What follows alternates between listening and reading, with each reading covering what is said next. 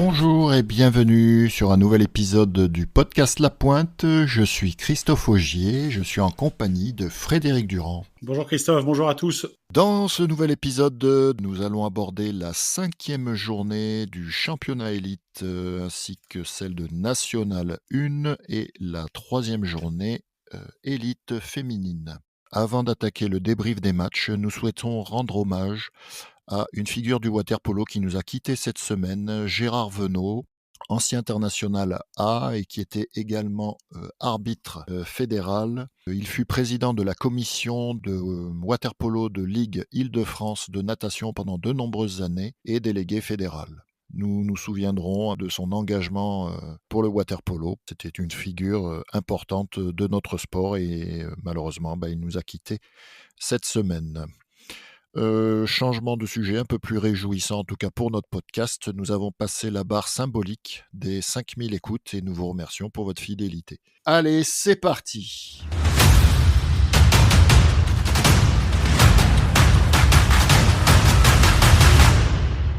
Alors, en match d'ouverture de cette 5e journée, Seth se déplaçait au Cercle des Nageurs de Marseille et sans surprise, le Cercle s'est imposé 15-7. Frédéric, qu'est-ce que tu peux nous dire sur ce match? Oui Christophe, les Sétois qui se déplaçaient donc en terre marseillaise pour cette 5e journée, avec, on va pas se mentir, peu d'espoir quand même de victoire, mais l'ambition de bien figurer, des fois les matchs comme ça qui sont, je veux pas dire perdus d'avance, mais c'est l'occasion aussi pour les coachs de travailler des systèmes, de travailler éventuellement des options en zone moins, en zone plus, de faire rentrer éventuellement des gens qui n'ont pas forcément beaucoup de temps de jeu, de mobiliser tout le monde. Et Seth a fait un bon début de match et puis a vu logiquement les Marseillais revenir, les dépasser, accentuer l'écart et puis s'imposer sur le score de 15-7. Donc un score, j'allais dire, assez logique au vu des deux effectifs et au vu du classement des deux équipes avant cette journée. Alors à noter dans ce match, donc Marseille qui continue la rotation de ses étrangers notamment, puisque Spajic et Tesanovic n'étaient pas présents sur la feuille de match. Donc Tesanovic était remplacé par Arshak Ovanessian dans les buts. À noter, donc moi j'ai fait un petit j'aime pas sur ce match, donc on va commencer par le j'aime. Donc j'ai trouvé que le rythme de Seth en début de match était intéressant puisque c'est eux qui ouvrent le score par l'incontournable Do Carmo, qui est vraiment un plus pour cette équipe sétoise, donc c'est une bonne recrue pour eux. J'ai bien aimé le match de Rossi dans les buts sétois aussi, qui permet, malgré l'ampleur du score, ils arrivent quand même à rester à moins de 20 buts, hein, puisqu'ils en prennent que 15, et Rossi qui est quand même assez présent dans sa cage et qui permet de donner confiance à son équipe, même si, là, sans surprise, Marseille l'emporte. Marseille qui a bien muselé Garcia aussi, qui est dans le top des buteurs, puisqu'il n'inscrit qu'un seul but. Côté j'aime pas, alors j'ai trouvé que Marseille, malgré la volonté de bien faire, en fait, qui pêche un peu dans le dernier jet, dans la finition, qui souvent se procure l'occasion et en fin de possession ou en fin de tir, a du mal à concrétiser sa domination. Petit bémol sur Denardi aussi, qui manque un petit peu de réalisme en attaque et qui prend quelques exclusions un petit peu inutiles en périphérie. Ben ça, ce que tu soulignes, ça passe, j'allais dire, en championnat, puisque la non-concrétisation des actions sur des matchs qui se terminent avec 7, 8, 10, 12 buts d'écart, ça porte pas conséquence et ça se voit pas trop. Mais dans les matchs européens où effectivement l'écart est bien moindre et parfois même pas en faveur des Marseillais, ces petites fautes de finition, tu les vois tout de suite dans des matchs qui sont serrés à un but, deux buts. Tu peux pas trop te permettre de gâcher et de dilapider comme ça. Donc Marseille effectivement devra s'attacher à renforcer ce secteur de jeu là. Et c'est dur de se créer des occasions, mais si on se les crée et qu'on les finit pas, c'est frustrant. Et Marseille, je trouve, pour le moment, en tout cas dans ce début de saison, fait le minimum syndical au niveau du championnat parce que l'écart est abyssal entre eux et les autres équipes et devra hausser son niveau de jeu de manière assez conséquente en Coupe d'Europe s'ils veulent sortir de la poule qu'il leur est proposée. Oui, tout à fait, puisque ce soir, Marseille donc, se déplace à Jadran Ercegnovi dans un match décisif. D'ailleurs, Yadran n'a pas joué ce week-end, donc leur dernier match remonte à leur victoire contre Hughes le 3 novembre. Et dans le même temps, Vasas reçoit Barceloneta. Donc on espère que Marseille sera bien mobilisé pour ce match décisif, pour prolonger leur aventure européenne. Ouais, une défaite, on l'a déjà dit la dernière fois, mais une défaite les mettrait dans l'obligation, et voire même bon, de battre le Vasas, ça évidemment, mais de gagner contre Barceloneta. Parce que je ne vois pas Jadran Ercegnovic, s'ils battent Marseille, je ne les vois pas chuter à domicile contre le Vasas, qui sera pour eux le match de la qualif. Donc il faut obligatoirement que Marseille ramène quelque chose de là-bas. Et quelque chose, c'est une victoire, qu'elle soit au penalty ou dans le temps réglementaire. J'espère que l'issue leur sera favorable.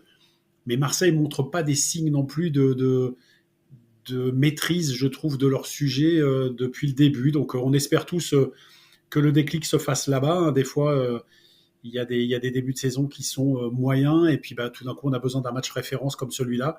Marseille sait gérer quand même ce genre de rencontre. Et espérons pour le polo français qu'ils décrochent une victoire là-bas et qu'ils aient fait quand même une grande partie du chemin. C'est tout le mal qu'on leur souhaite. On passe au deuxième match qui opposait le deuxième au troisième. Donc Strasbourg était deuxième avant ce match et Aix-en-Provence troisième. Et bien, le match a tenu toutes ses promesses, hein, puisque c'était un match de haut de classement, un match serré qui s'est joué quand même dans les derniers instants, malgré l'avantage pris par Aix en début de match. Voilà, un petit peu comme le match précédent, un j'aime pas. Donc, moi, j'ai bien aimé le déroulé du match et un petit peu les situations de jeu qu'ont proposé les deux équipes. C'était un match assez engagé. Je pense que Aix qui surprend Strasbourg en début de match, donc avec un 6-2 quand même, hein, mais Strasbourg qui ne lâche pas puisqu'ils arrivent à revenir à 6 partout, et Aix qui a réussi quand même à gérer un peu ce temps faible, puisque Strasbourg a bien enchaîné, et Aix qui a réussi à repasser devant et qui n'a plus lâché la tête, même si ça revenait à un but, mais Aix qui a su rester devant. J'ai bien aimé l'activité défensive aixoise qui permet, avec un Kandic très solide dans son but, en fait, de garder cet avantage. Parce que Strasbourg n'est pas venu en victime, hein. Au contraire, je pense qu'ils sont venus vraiment pour l'emporter, surtout quand on voit les matchs qu'ils réalisent en Coupe d'Europe. Un très bon volume de jeu de Lucas Béteille, très précieux, que ce soit en attaque ou en défense. Un Canovas, très présent aussi, hein, qui tient son rang et du coup qui est leader des buteurs et qui a inscrit dans ce match 6 buts, concurrencé par Watanabe avec 5 buts. Popadic, présent aussi, qui continue son excellent début de saison, qui inscrit 3 buts et qui distribue le jeu en attaque. Côté un petit peu négatif, le carton rouge de Misic en fin de match, donc qui sûrement entraînera une suspension. Alors est-ce que ça sera le prochain match contre le Cercle des Nageurs de Marseille, mais qui est reporté, ou ça sera un vrai match joué? Ça, après, j'ai pas vu au niveau du calendrier ce que ça pourra donner. J'ai pas aimé le nombre de pénaltys dans ce match. Il y a eu beaucoup de pénaltys et des fois sifflés un peu rapidement. C'est pas forcément parce qu'ils étaient sifflés plutôt tardivement, mais sur des actions qui n'auraient pas forcément nécessité de pénalty selon moi. Mais bon, je suis pas arbitre. Canovas, aussi, je l'ai mis en point négatif, mais par rapport à Aix, parce que bon, ils n'ont pas réussi à le museler et il a été isolé en attaque. C'est lui qui a bien porté son équipe. Et malgré la confiance du coach, j'ai trouvé que Bertrand avait perdu pas mal de ballons pour Aix-en-Provence. Voilà. Un match qui a tenu ses promesses et j'ai trouvé que le match était agréable à regarder. Si tu veux compléter un peu ça de ton côté, Frédéric. Ouais, le duel des prétendants, hein, puisque bon, on a bien vu quand même que Marseille allait vivre très certainement un championnat assez facile, entre guillemets, pour eux. Et donc derrière, Aix, par leur début de saison, je ne veux pas dire chanceux, mais être à 9 points après les performances qu'ils ont fait, ils auraient très bien pu, je l'avais dit avant, mais revenir avec 0 de Montpellier, éventuellement avec un de Nice et un de Reims, finalement avait 9 points. Et puis dans la digne lignée des 3 matchs qu'ils ont dans ces 3 victoires-là, ils ont aligné une 4e victoire, toujours d'un but, donc, mais ça suffit. Hein, le sport, il faut juste marquer un but de plus que l'adversaire. C'est ce que fait très très bien avec Aix-en-Provence. Très honnêtement, je les voyais, au vu du parcours européen jusque-là de Strasbourg, et des effectifs, de la profondeur d'effectifs. Même si c'était à domicile, je les voyais pas favoris. Et puis, ils se sont, à la différence un petit peu du match qu'ils avaient réalisé à Montpellier, ils se sont détachés très rapidement 6-2. En fait, ça a été assez un match de série, hein. Strasbourg a recollé, et puis Aix a refait un écart 10-7, et Strasbourg a recollé à nouveau. Et puis, tu as parlé donc des pénaltys. Bon, tous ceux qui ont joué au polo dans les années avant le changement de règle, il y en a très peu qui supportent ce nouveau règlement, ou qui pour moi est ridicule. Ou j'allais dire, il y a une chance au grattage, une chance au tirage. C'est-à-dire que maintenant, on permet même à l'attaquant de tenter de finir son action. S'il marque, il marque. S'il marque pas, il a un penalty. Enfin, ça, je trouve ça complètement ridicule. Mais bon, c'est comme ça. Il faut vivre avec son temps. Il paraît que ça améliore la visibilité du water-polo. J'ai pas aimé du tout dans un moment très, très, très important. Et je pense que Alex a dû transpirer un peu. Le 2 mètres sifflé contre Strasbourg, mais il est pas à 2 mètres 01, il est à 3 mètres de la cage. L'arbitre, je vois pas du tout comment il peut siffler 2 mètres. La Kandic est déjà presque à 1 mètre, 1 mètre 50 de la cage. Et l'attaquant est bien avant lui. C'était un moment très important parce qu'il y avait 14-12, il restait 1-30. Le but était marqué. Donc, si tu reviens à 14-13 et qu'il reste 1-30, c'est plus la même musique quand même. Et puis, en fait, alors, puisque tu veux faire un j'aime pas, j'ai bien aimé la prise de responsabilité de Drahe, qui marque le but libérateur, le but vainqueur. Donc, sur un shoot plein il y a des joueurs qui shootent des fois pour shooter, et il y a des joueurs qui shootent pour marquer. Lui, il a shooté pour marquer, très beau shoot. Et une prise de responsabilité, c'est quelqu'un dont on parle pas beaucoup, mais qui grandit au fur et à mesure, qui vient de l'académie du club, et qui, sans faire de bruit, remplit beaucoup de services, que ça soit au scoring, que ça soit en défense, etc. On n'en parle pas assez, à mon sens. Et voilà, Aix donc qui quand même prend une option certaine dans l'optique du top 4, puisqu'ils ont 12 points, 12 points en 5 journées. La seule défaite qu'ils ont, c'est contre Marseille, qui, je pense, battra un petit peu tout le monde dans ce championnat. Le fait d'avoir battu Strasbourg, et que Strasbourg ait lâché un point à 7, les met à l'abri, j'allais dire, d'une défaite à Strasbourg. Ils ont ce petit point bonus. Il faudra aussi qu'ils gagnent contre 7, hein. Mais ils ont ce petit point bonus. Imaginons qu'une prochaine journée, Strasbourg perde contre Marseille, ce qui serait assez logique, et que Aix venait à s'imposer. Aix compterait quand même 4 points d'avance sur Strasbourg, ce qui est pas négligeable, quasiment à mi-parcours. Donc Aix qui fait l'opération parfaite. On en rigole à chaque fois parce qu'ils ont 4 victoires en étant à +1 en goal average, ce qui, à mon avis, tout sport confondu, est assez, à part le football, est assez rare. Donc ils font leur bonhomme de chemin. Je dis toujours, tout ce qui est pris est plus à prendre. Et à mon sens, hier, ils sécurisent à 75% leur place dans le top 4. Oui, oui. Et d'ailleurs, leur objectif est de finir dans le top 3 pour s'éviter Marseille éventuellement en demi-finale et pouvoir les rencontrer qu'en finale. Et Alexis Drahe, effectivement, joueur important, qu'on voyait pas trop encore, je trouve, sur ce début de saison. Mais là, c'est lui qui ouvre le score. Et c'est lui qui met un des derniers buts décisifs pour conforter la victoire aixoise, donc un joueur important. Et à noter aussi, j'en ai pas parlé avant, mais Watanabe, qui est pas sorti du tout du match, hein, donc, et qui était en mesure plusieurs fois de concrétiser des contre-attaques. Et d'ailleurs, il y a un moment, je crois que c'est en deuxième période, il me semble, il en met une très belle, où il est un peu loin, il est chargé par le joueur et il arrive à tromper Fontani, qui est surpris par la vitesse du tir et le fait qu'il prenne le tir à cette distance. Donc c'était un bon match. Mais tu sais, Christophe, tu parles de Watanabe qui me rappelle un petit peu. Alors, il est beaucoup plus évidemment scoreur que Shiga, l'ancien japonais qui jouait à Aix, mais des joueurs avec un volume de jeu. Ça parlera un petit peu aux spécialistes, mais Shiga faisait 4-6 au 400 crawl. Donc 4-6 au 400 crawl, il n'y a pas beaucoup de joueurs qui font ça quand même, qui lui permettait lui aussi d'avoir un volume de jeu énorme, et d'enchaîner souvent des matchs à 4 périodes, en étant en plus, c'est pas 4 périodes où de temps en temps il est actif et de temps en temps il est inactif, avec une activité tout le temps à fond, à fond.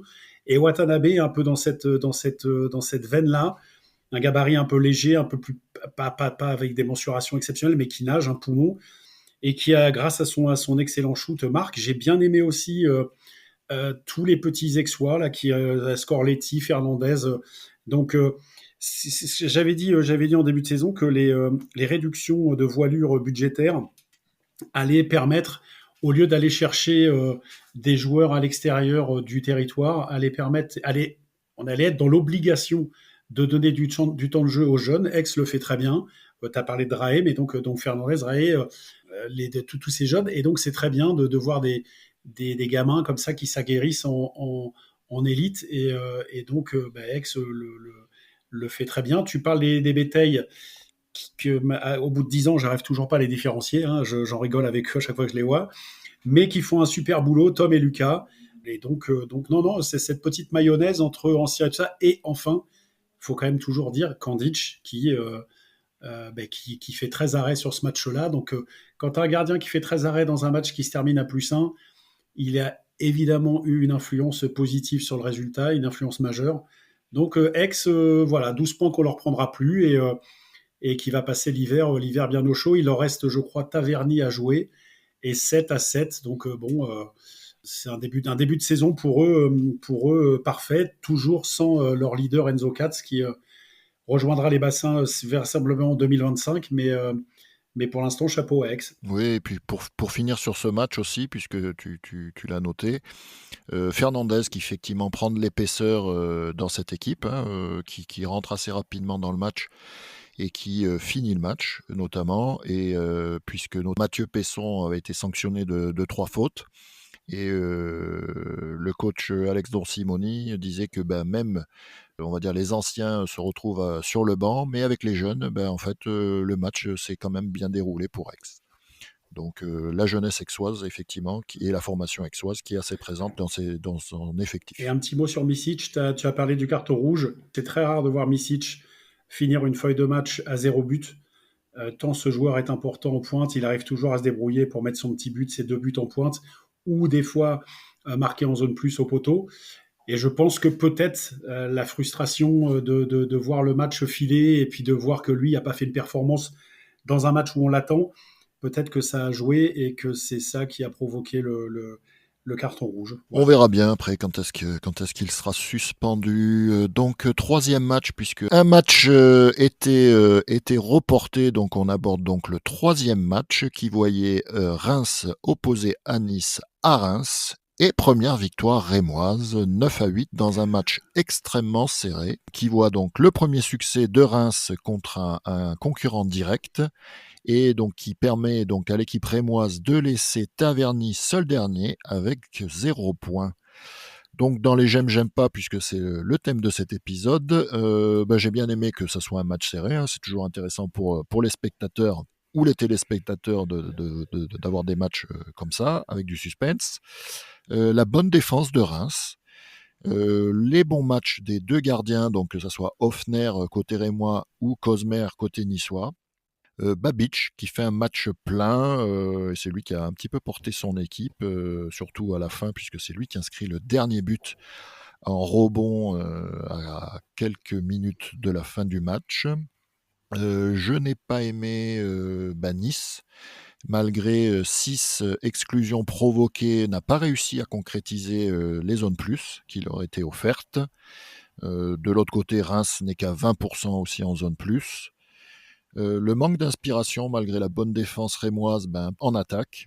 Et Kutovic qui prend sa 3e faute à 3 minutes de la fin dans le Money Time, et qui peut-être a hypothéqué les chances de victoire de son équipe, puisque sur cette action-là, justement, Babic transforme l'action. Frédéric, est-ce que tu as des choses à rajouter sur ce match ?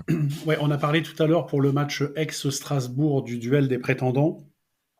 Là, c'était un autre duel. Alors, il y a 2 façons de voir la chose. C'est soit le duel de la peur, on va dire, puisque c'est un match du bas de classement, ou également, il ne faut pas perdre de vue ça, le duel pour l'Europe.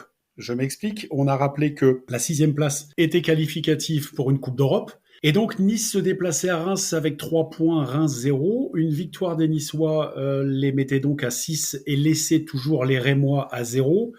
Et donc ça voulait dire que Nice se serait emparé quand même de la 6e place, avec 6 points d'avance sur Reims et sur Taverny. Donc 2 victoires d'avance, ça les mettait quand même, je ne veux pas dire dans un fauteuil, mais en ayant joué en plus à Reims. Donc il leur fallait ensuite recevoir Reims pour, j'allais dire, enfoncer le clou. Reims ne pouvait pas se permettre de perdre ce match-là pour les raisons que je viens d'évoquer, et le nombre de matchs où ces équipes-là peuvent prendre des points, il n'y en a pas beaucoup, donc il ne faut pas gâcher. Ben, Reims, toujours assez difficile à manœuvrer dans son bassin.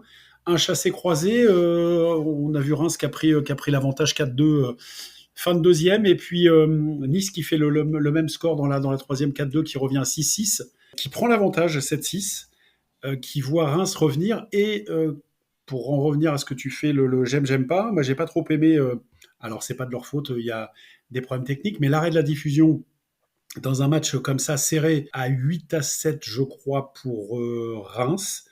Donc on n'a pas pu voir la fin du match. Nice a égalisé à 8-8 avant de voir Babic, qui est un joueur que j'ai toujours, un joueur intelligent, fin, qui sent le polo, qui comprend ce qu'il y a à faire et tout ça, et qui est un vrai leader de son équipe, puisque quand l'équipe tangue un peu, c'est lui souvent qui prend les choses en main, et qui offre 3 points cruciaux, fondamentaux pour les Champenois, qui ramène tout ce petit monde. Donc Nice à 3 points, Reims à 3 points, bon, Montpellier à 3 points, mais Montpellier c'est un autre cas de figure parce qu'ils ont 2 matchs en moins, et contre Reims et contre Taverny, et Taverny qui ferme la marche avec 0 points. Donc cette victoire-là était obligatoire pour Reims. Reims va jouer aussi Taverny, alors que Nice a déjà joué Taverny.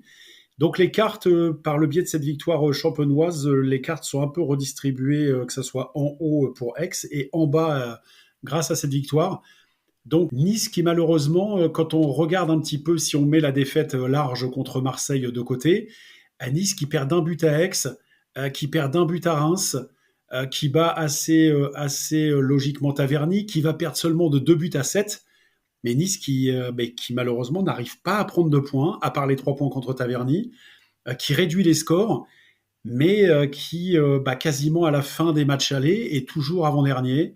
Et je trouve ça un petit peu décevant parce que je pense que l'équipe a été renforcée. L'équipe est meilleure que l'équipe de l'année dernière. Je suis formel là-dessus.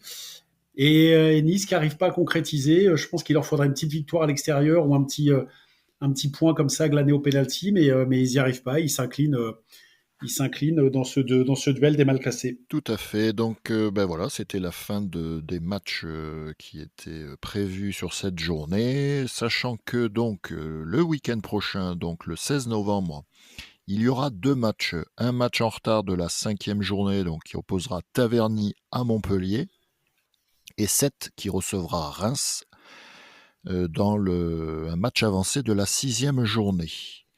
Donc prochaine journée, ça sera le 23 novembre avec 2 matchs au programme. Taverny contre Aix et Montpellier contre Nice, puisque le match Marseille-Strasbourg, lui, est reporté à une date ultérieure en raison des Coupes d'Europe. Tu veux qu'on fasse un petit point sur le classement ? Oui, nous passons au classement. Alors Christophe, au niveau du classement, ça nous donne donc en solide leader Marseille, 15 points en 5 matchs, 5 victoires en autant de matchs, suivi par Aix, donc fort de sa victoire de ce week-end, il suit avec 12 points, Strasbourg juste derrière avec 11 points, mais dans les 2 derniers matchs à jouer pour Strasbourg, il y aura Marseille, que Aix a déjà joué. Quatrième, 7 avec 7 points. Ensuite, on a 3 équipes à 3 points que sont Montpellier, Nice, Reims, avec un petit bémol quand même pour Montpellier, qui a 3 points certes, mais a 2 matchs en retard, notamment contre Taverny et contre Reims. Donc, si on fait une projection optimiste pour les Montpelliérains, possiblement Montpellier, s'ils gagnent les 2 matchs, ils sont à 9 points. Donc, ils devanceraient 7 et ils se rapprocheraient de Strasbourg. Donc, on a Montpellier, Nice, Reims à 3 points et Taverny qui ferme la marche lanterne rouge toujours avec 0 points. Merci pour ce point au classement. On va faire donc maintenant un point sur la Nationale 1, qui est un championnat donc composé de 12 équipes et qui est un petit championnat intéressant. On va parler des matchs principaux. Donc on avait au dernier épisode parlé de l'arrivée de Marzuki qui avait rejoint le Racing, s'impose contre Thionville 13-11.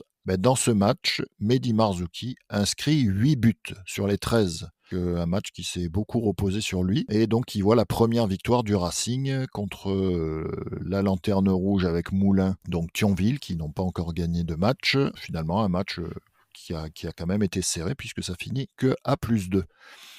Ensuite, on avait Mulhouse qui nourrissait de grandes ambitions, comme l'avait dit le président Ludovic Bavière, l'ancien président Ludovic Bavière lors de notre épisode 7.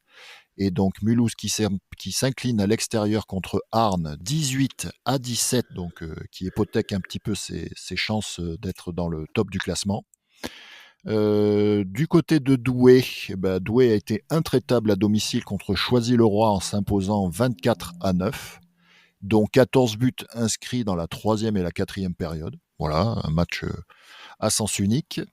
Bordeaux s'impose à domicile donc contre Livry-Gargan qui était invaincu avant ce match.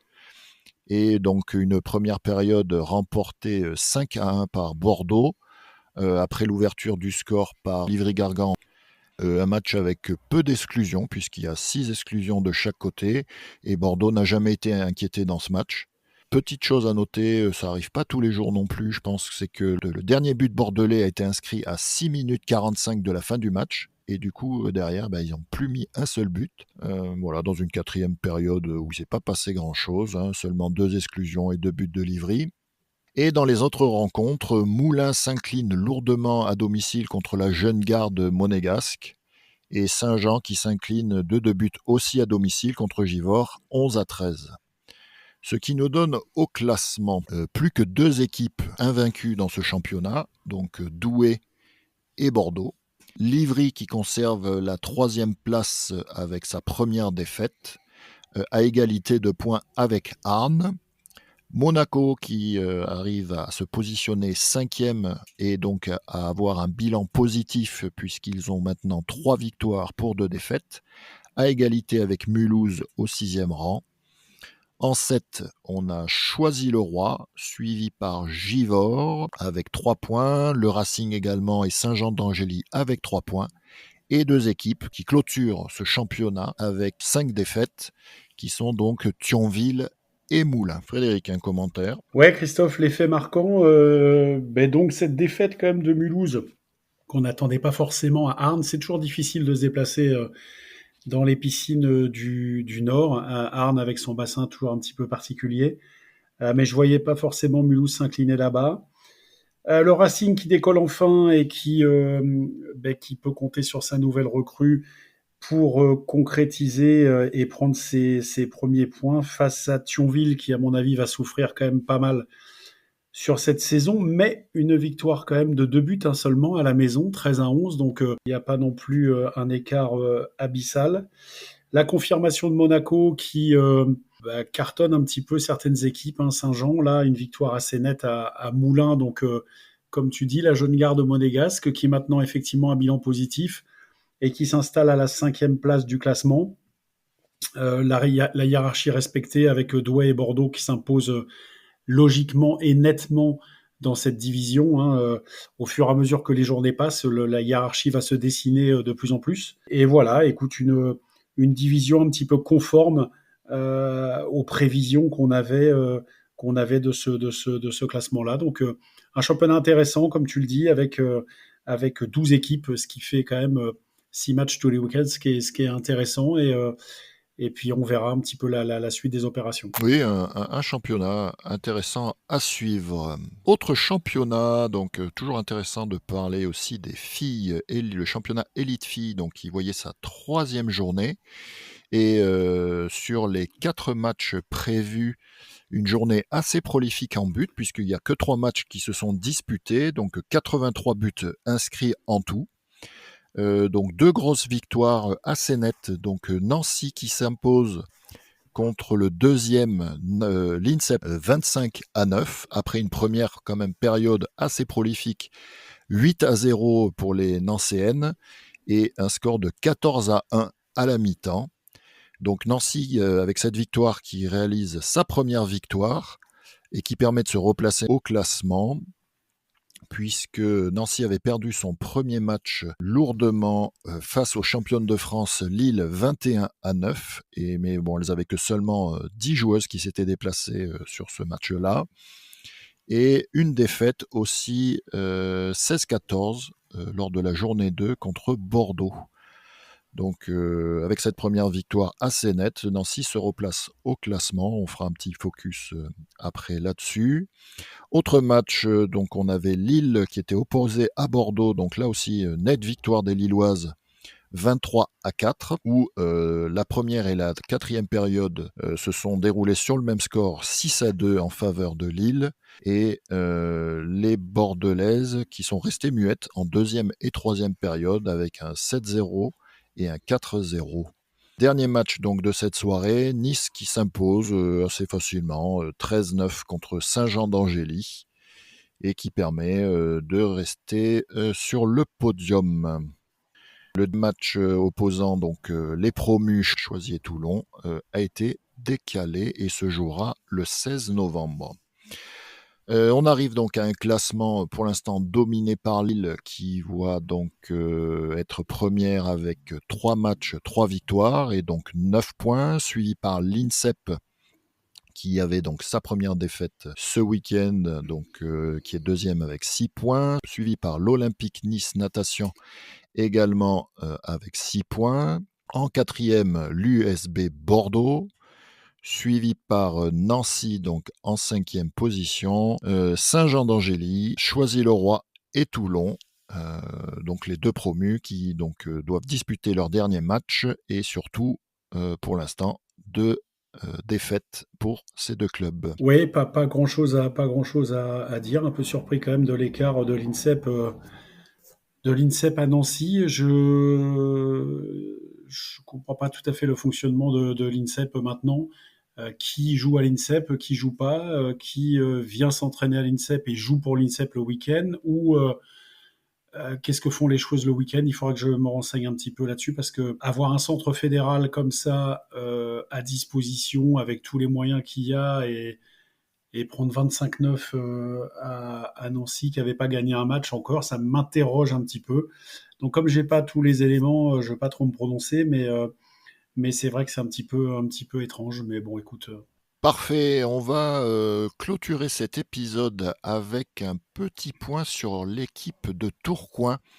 Je crois, Frédéric, que tu as réussi à avoir bon nombre d'informations et contrairement, enfin, on s'inquiétait un petit peu des joueurs qui étaient restés sur le carreau et visiblement, ben, il y en a plus trop sur le carreau. Donc, si tu peux nous faire un point là-dessus, s'il te plaît. Ouais, dans le podcast numéro un, si vous vous rappelez, on disait effectivement, tu as employé l'expression rester sur le carreau, parce que effectivement, quand ton club met la clé sous la porte au mois de septembre, mi-septembre, fin septembre, effectivement, tu restes sur le carreau et tu dois dans l'urgence trouver un club, ce qui n'est pas facile puisque les clubs ont déjà tous soit bouclé leur recrutement, soit bouclé leur budget. Donc c'est toujours difficile d'aller taper à la porte parce qu'en plus tu n'es pas en position de force parce que ben, tu vas un peu, je vais pas dire mendier une place, mais c'est toujours compliqué d'être demandeur dans ces cas-là plutôt que le contraire. Donc on avait vu Branislav Mitrovic, le gardien, double champion olympique, qui lui avait décidé d'arrêter le polo. Donc lui, j'allais dire, c'était réglé pour lui. Silvio Klodrowski avait réussi à retourner en Roumanie à Oradea. Il avait 2 années de contrat avec Tourcoing. Il avait réussi à se libérer de sa 2e année de contrat. Donc il a réussi à repartir en Roumanie. Milicic est parti à Posillipo, à Naples, donc pour jouer dans le championnat italien. Visiblement, il y a un problème parce que Naples a fait une erreur administrative. Il n'a pas été qualifié à temps, en tout cas, je crois, que pour jouer la Coupe d'Europe. Donc, il jouerait le championnat, mais lui, il est parti à Posillipo. Celui qui a fait la bonne opération, c'est Duric, la pointe, qui lui a été pris par Reco. Donc, un super tremplin pour lui d'aller jouer dans cette super écurie européenne. Tu l'as dit, on l'a dit, Mehdi Marzouki qui a rebondi donc au Racing Club de France. On a Kujacic qui avait été à un moment donné question d'un passage à Mulhouse et qui finalement a trouvé, sans faire injure aux Mulhousiens, mais a trouvé une destination plus en rapport, j'allais dire, avec ses ambitions, qui est Trieste en Italie, qui est dans le top 5 de la Serie A depuis quelques années maintenant.